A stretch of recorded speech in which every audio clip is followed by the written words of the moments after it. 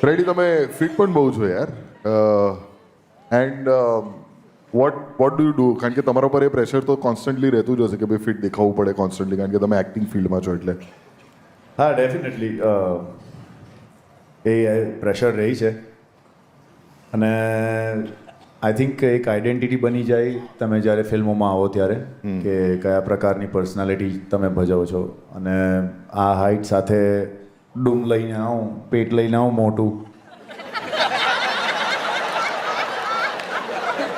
તો સારું ન લાગે. બરાબર ટી શર્ટ ખેંચવાથી ચરબી નહીં જતી. આવું મને મારો જીમ ટ્રેનર કહેતો હતો. મારે બી સેમ જ છે. મેં ખેંચવાનું જ બંધ કરી દીધું. હાલે એ ખેંચીને ને તો અહીંયા છાતી અને એના વચ્ચે અહીંયા આમ ભરાઈ જાય છે આમ પછી એવું લાગે મેં બ્લાઉઝ પહેરી છે એટલે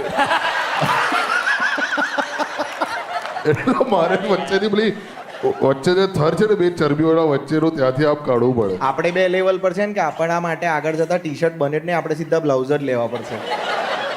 વી હેવ ટુ વર્ક લાવ. હાલા બહુ ખરાબ લાગે બ્લાઉઝ પે તો કેવું ખરાબ લાગે. એમાં શું ઊંધી પહેરવાની.